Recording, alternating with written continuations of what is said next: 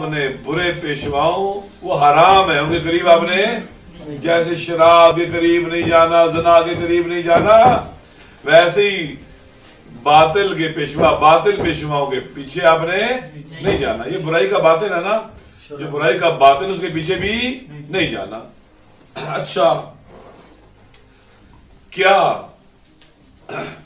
ہم کہہ سکتے ہیں کہ ولی فقیہ کو چھوڑ کر بھی وہ ائمہ حق کی لیڈرشپ میں رہ سکتا ہے؟ وہ کہاں چلا جائے گا؟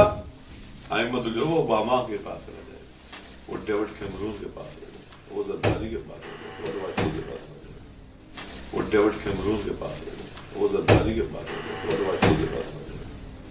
ایسا ہی ہے نہیں؟ سابق صدر آصف علی زرداری سے مجلس وحدت مسلمین کے سیکرٹری جنرل راجہ ناصر عباس کے وفد کے ہمراہ ملاقات ہوئی ہے۔ مزید تفصیلات جان لیتے ہیں بیورو چیف کراچی ذل حیدر سے۔ ذل حیدر، بتائیے گا ملاقات میں کون کون سے امور زیر غور آئے؟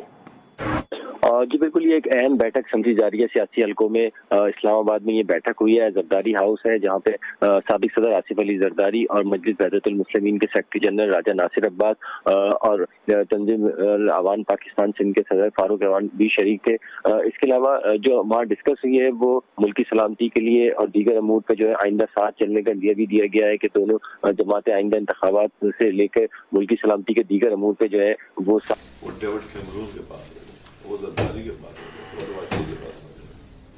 ایسا ہی ہے نہیں؟ ہم غیرت مند ہیں، سن لو دنیا، ہم غیرت مند ہیں، سن لو دنیا۔